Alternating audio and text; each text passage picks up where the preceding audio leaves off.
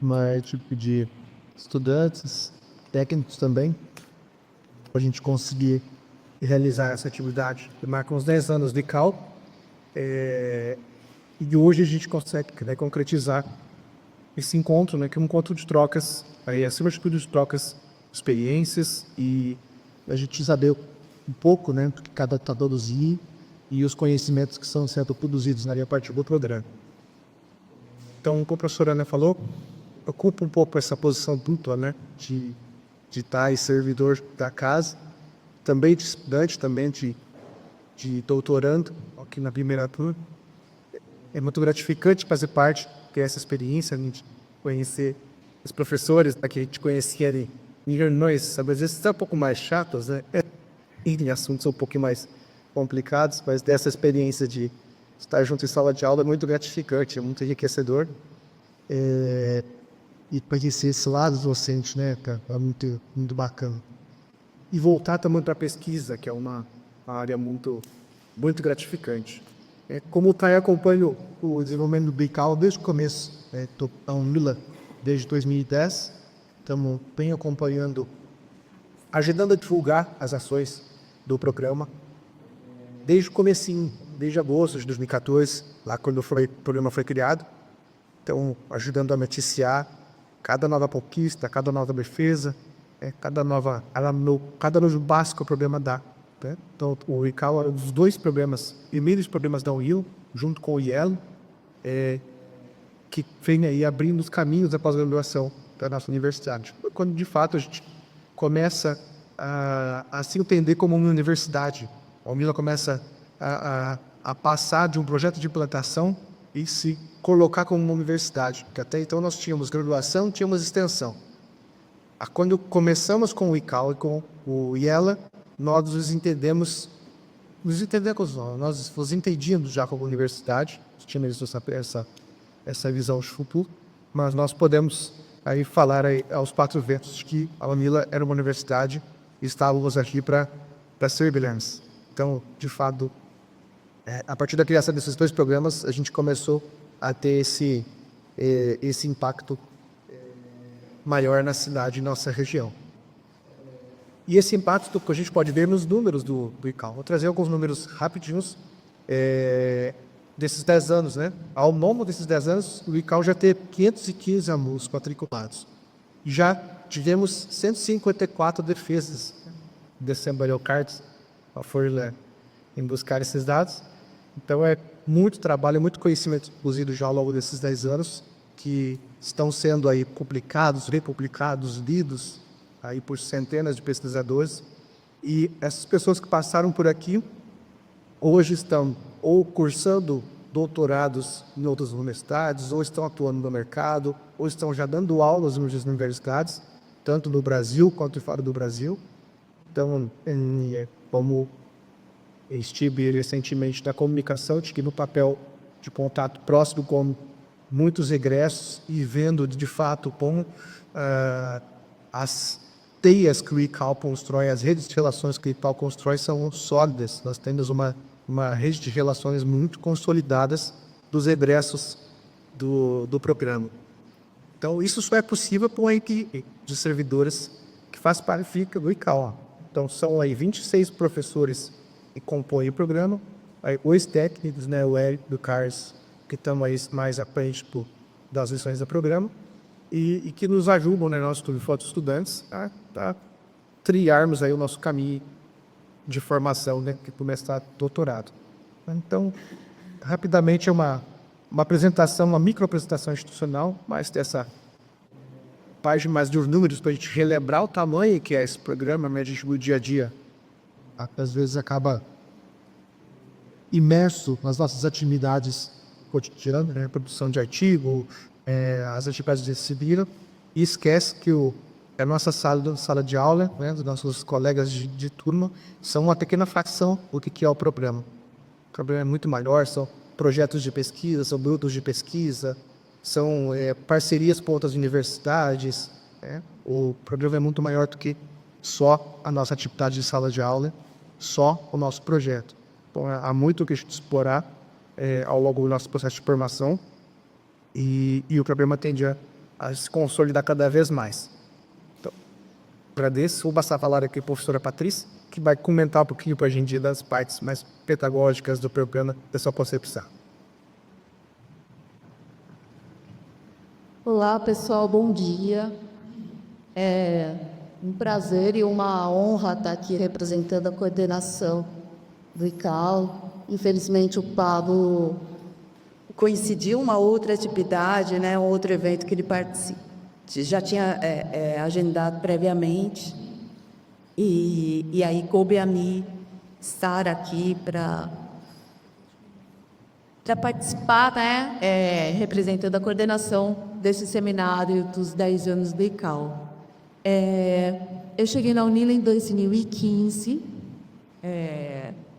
cheguei para atuar no ciclo comum de estudos, onde ainda atuo, espero continuar atuando por vários anos, né? E o ICAO, ele representava para mim, né, professora do ciclo comum, um espaço ao mesmo tempo que significava aprofundar aquilo que eu fazia na graduação, né? A partir do ICAO, as reflexões são desenvolvidas no programa, as pesquisas que são desenvolvidas no programa, elas dialogam diretamente com o que é discutido e debatido na graduação, e acho que é importante que seja assim, né? Que a gente busque estabelecer as pontes entre a graduação e o pós. Eu acho que o ciclo comum é um espaço interessante para isso, né?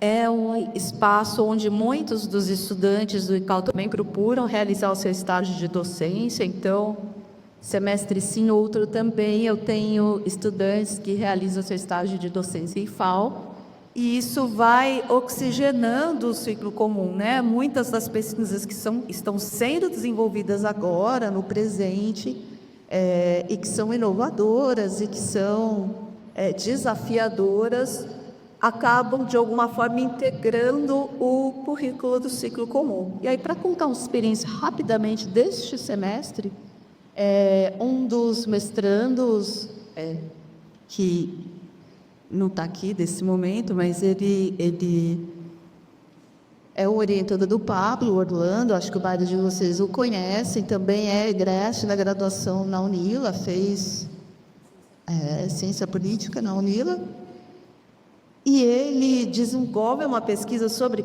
pensamento indígena, sobre intelectuais indígenas, né? E eu e a professora Tereza, que vocês também devem conhecer, a gente propôs a alguns estudantes e egressos do ICAO de mestrado e doutorado, né, estudantes de doutorado, que produzissem textos refletindo sobre identidades e pertencimentos na América Latina. E a gente reuniu esses textos numa coletânea que a gente publicou há um mês e meio atrás.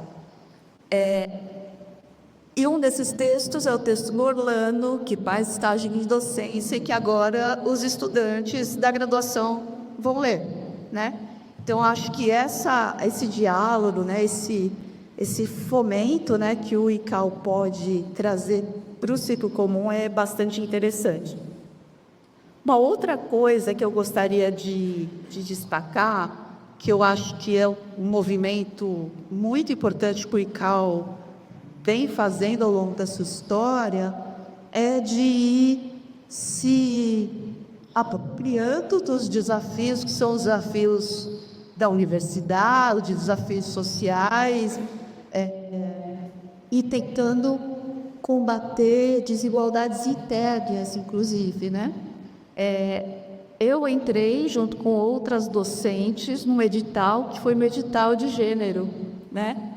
O ICAO houve um momento em que ele era mais masculino e houve um movimento das docentes para que ele se tornasse um programa mais equânime, né, em termos de diversidade de gênero. E entramos 4 professoras, né, nessa leva, 4 do ciclo, não me lembro exatamente. Mas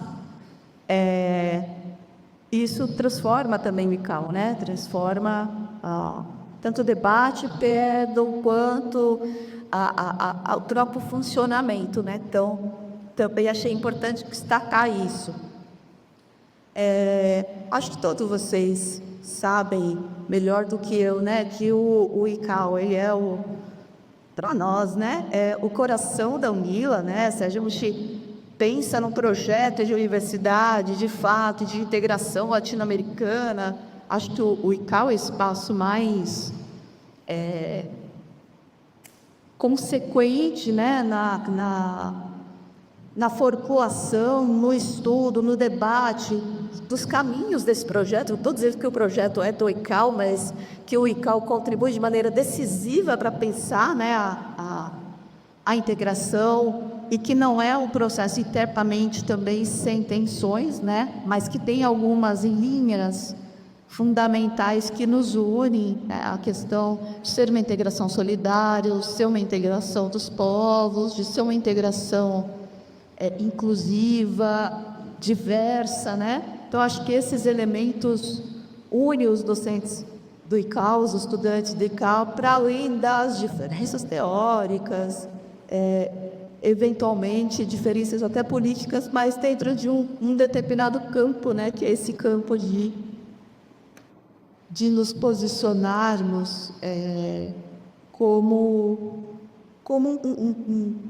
um lugar de reflexão, de estudos, de pesquisa que seja anticolonial ou decolonial, nunca é colonial, né? Ainda que a gente possa escorregar em um momento e em outro, os nossos colegas e estudantes nos seguram, né?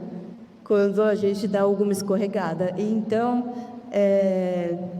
no mais, eu queria agradecer a presença de vocês, dizer que espero que a gente tenha um seminário lindo, que a gente conheça as pesquisas uns dos outros e enfim, é isso. E nos vemos aí ao longo desse dia. Espero que seja que esse seminário seja uma recorrência nos próximos anos, né? Estou sabendo que a gente já tem até arte para os próximos anos. E é isso, gente. Muito obrigada.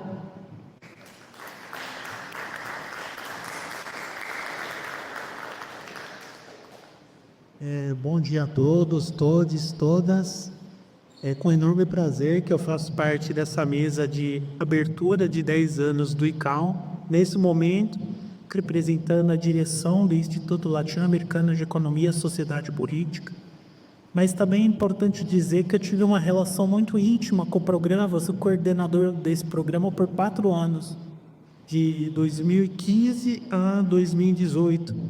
E foi um momento bem difícil do programa. Eu vou contar alguns detalhes. Eu até perguntei quanto tempo de fala eu tinha, porque a história poderia ser muito longa. Mas antes de mais nada, queria parabenizar a comissão organizadora, na figura da Ana, do Ramon e dos demais organizadores. Também queria agradecer a participação do Rômulo, que faz muita falta no nosso instituto.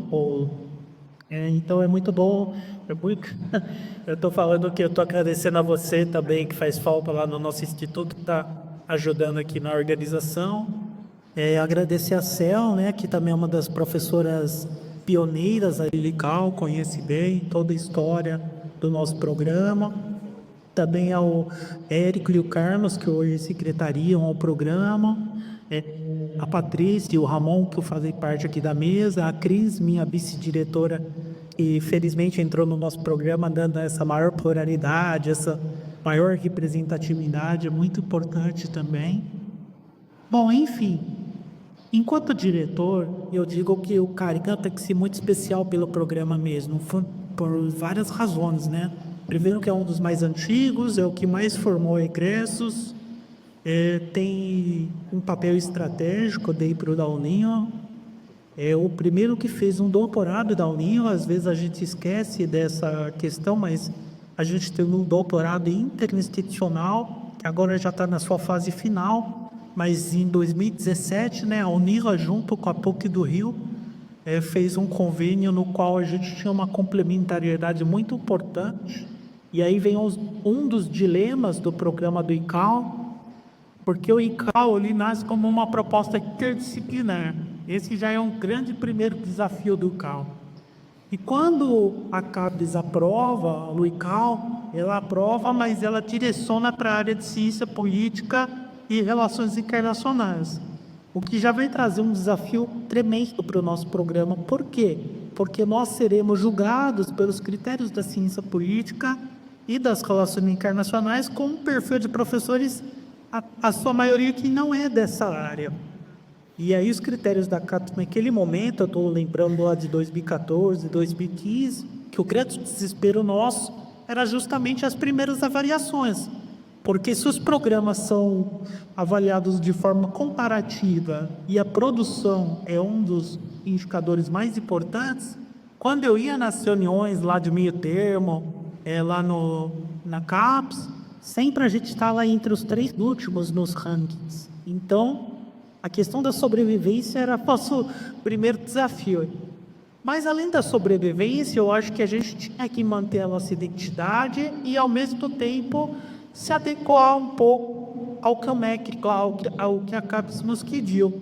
E acho que a gente foi muito feliz. Depois de 10 anos, a gente sobreviveu. Os nossos trabalhos são muito originais para quem seria de uma área de relações internacionais e ciência política.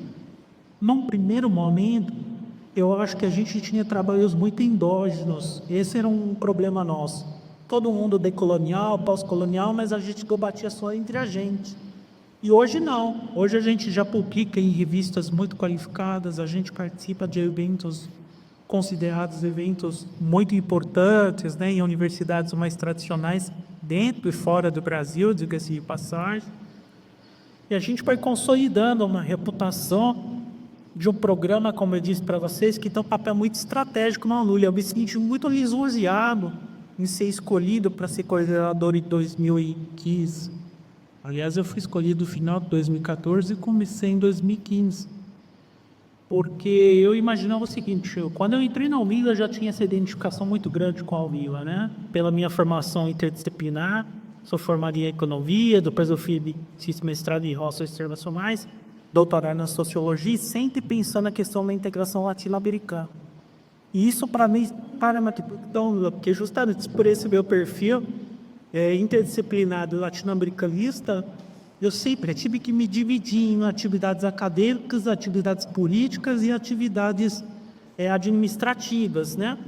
Então, em 2013, 2014, foi o primeiro grande desafio. Eu era chefe do departamento do ciclo comum, no momento que esse ciclo comum estava sendo montado em uma universidade com 16 cursos, e naquele momento, com 16 cursos e com muitas consistências, o ciclo comum em alguns setores muito tradicionais. E ali eu adquiri uma experiência de, digamos assim, de mediar conflitos, né? Porque os conflitos eram... E até hoje existe esse tensionalismo, porque é muito difícil, e acho que esse é um desafio da Aldeia, mas esse vai ser um desafio local também, fazer uma universidade interdisciplinar e latino-americanista sem ter pessoas formadas na América Latina e sem ter pessoas que são formadas num perfil interdisciplinar. Então, a tendência e um dos vícios que nós temos dentro da universidade é que as pessoas se acomodam à sua própria área e não se aventuram muito a ter que se requalificar, se ressignificar. Uns 3, 4 primeiros anos aqui na Mina foram anos de quase um ciclo do doutorado para mim. E eu ciclo comum de que esse papel é importante, porque você pensava, essa construção do ciclo comum foi fundamental porque ela vai repetir o local. O que é essencial, qualquer aluno da UNI, independentemente da carreira, saber sobre a América Latina. Lá no início, a gente tinha uma figura que foi muito importante no UNICAL, e que continua sendo importante para nós, que era o Nilson Araújo de Souza, um economista renomado, uma figura muito importante, um senhor, né? E quando eu cheguei no Vila, assim, um jovenzinho, né? Para chegar a esse consenso do que era essencial na América Latina, a gente tinha uma prática muito saudável. Juntava todos os docentes da instituição, naquele momento que eram parentes, e esses parentes ficavam 8 horas discutindo o que seria essencial para aprender sobre a América Latina independentemente da carreira. E eu ficava assim, maravilhado, porque mesmo vindo de uma universidade até mais progressista que a Unesp, né, Universidade Estadual Paulista, interior de São Paulo, com uma perspectiva mais inclusiva, mas ver 40 professores de áreas diferentes debatendo o que seria essencial na América Latina. Depois de 7 horas de debate, a gente perguntava para o professor Sorioso, e aí, mas não está muito cansado? E agora o debate está começando a ficar bom. E ele não se cansava.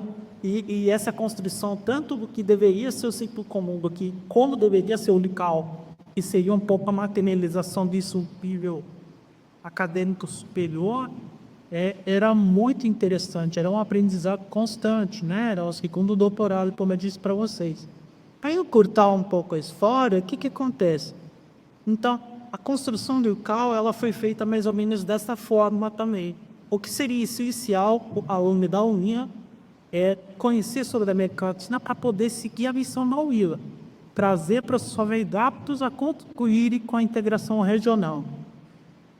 E a gente foi bem sucedido nisso, mas a gente foi bem encaminhado para a área de relações internacionais e internacionais. Aquele momento era um momento intenso no nosso programa, até com desligamento de docente, porque isso é um desafio quando você tem um perfil muito interdisciplinar e muito plural. Manter uma certa garantia não era simples naquele momento. Me colocava numa fria, né? Sair do ciclo comum, que é o caldeirão de conflito, para entrar no Incal, que era outro caldeirão, mas não chamaram por causa disso mesmo. Ou você já pulou muito no ciclo comum, acho que você vai dar conta aí e resolver os problemas do Incal no começo. Depois de 4 anos, realmente, hoje se tornou um dos ambientes mais harmônicos da UBILA era o Incal. Isso foi muito importante. Esse índice de trabalho saudável se traduz numa produção de qualidade, em engajamento, né? Mas, enfim, nesses anos, e ali de 2014 a 2018, essa questão de ter montado o doutorado interinstitucional traz uma identidade importante para nós. Porque, imagine, isso me trazia uma responsabilidade também. Nós estamos na Universidade Federal de Integração Latino-Americana, no programa de integração contemporânea da América Latina. Se alguém de fora perguntar quem é que pode falar sobre esses temas, é o ICAO. Nós temos essa grande responsabilidade que se duplica, tanto do nome da universidade como do programa, da integração contemporânea da América Latina. Considero que ainda nós não atingimos plenamente essa missão. Eu sinto falta de mais trabalhos relativos à integração, por incrível que pareça. Mas, enfim, eu acho interessante. A gente tem uma definição muito importante entre ser inovador, como a gente é, interdisciplinar, como a gente é, mas acho que a gente tem que consolidar um pouco mais os estudos de integração, né? Porque nós somos, digamos assim, a autoridade para poder falar sobre sistemas, porque a gente foi formado para isso. É um programa. E a UDILA tem uma outra característica muito interessante. É uma das poucas universidades do Brasil que tem 2 programas na área. A gente tem um do programa mais tradicional, o PFCRI, que é inovações internacionais também. Raramente uma universidade consegue também 2 programas de pós-graduação na mesma área. E agora, felizmente, desde a aprovação no ano passado e da execução nesse ano, nós temos um doutorado próprio. Esse doutorado próprio para a universidade tem um significado muito importante também. Por quê?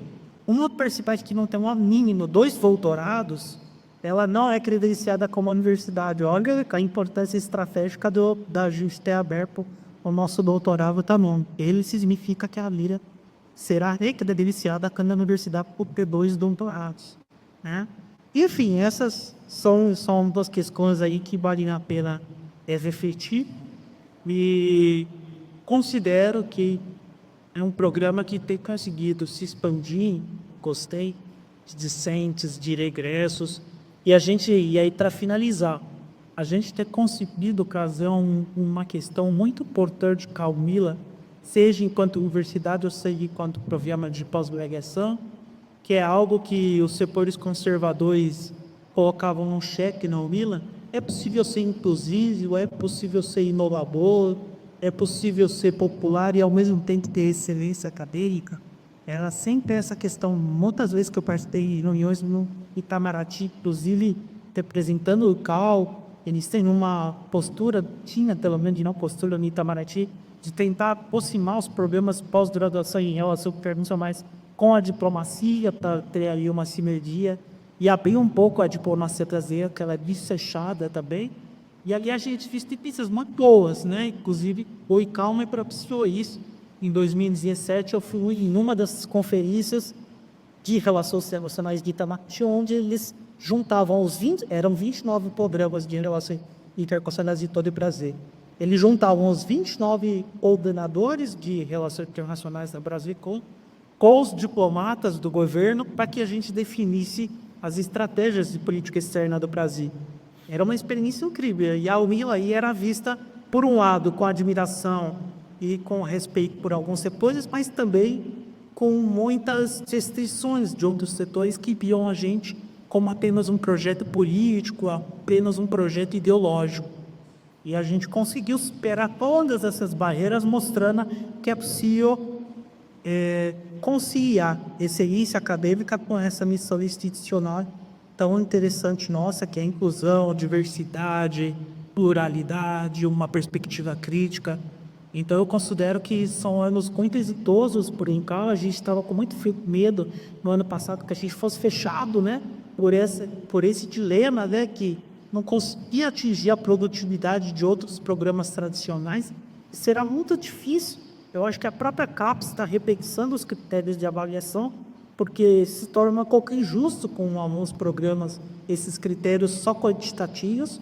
Então, agora eles estão valorizando, por exemplo, a pós-graduação ter projetos de extensão, a pós-graduação ter relações com a graduação e relações com a sociedade, e internacionalização.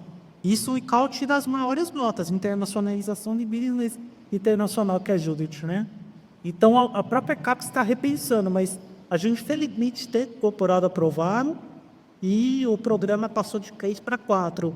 O desafio, a atenção, continua, porque em nível nacional a gente não sabe o que vai acontecer. A política nacional pode mudar. Nos anos anteriores, no problema anterior, fazer um desmantelamento da CAPES total. E a chance de a gente específico fechar naquele momento era muito real, né? Agora a gente está em outro momento. Mas não sabemos o momento seguinte, né? Mas é isso, pessoal. Parabéns aí pelo trabalho. É uma grande satisfação fazer parte do programa. Obrigado.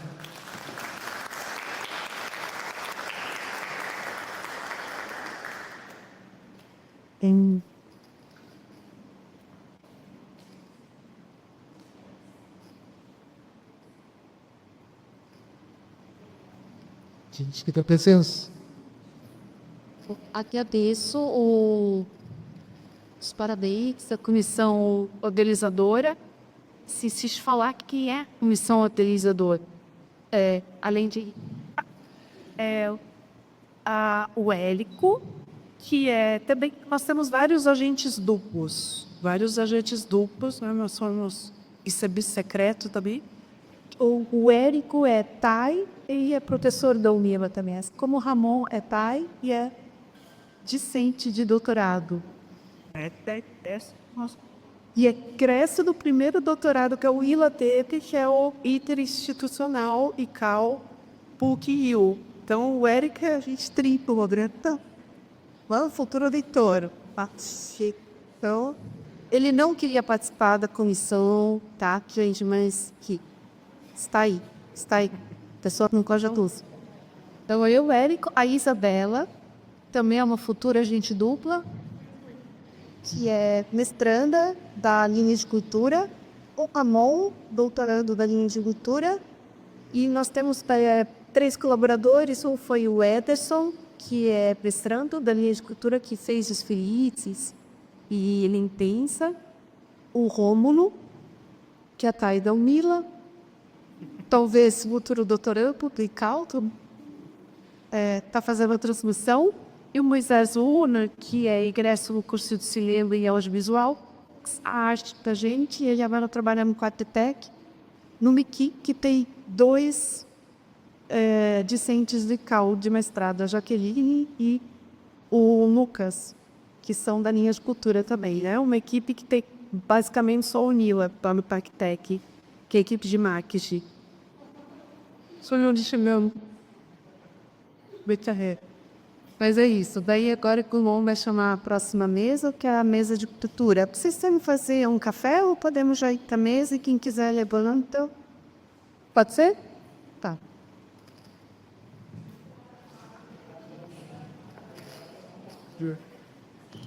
Bom, gente, então, vou pedir para a professora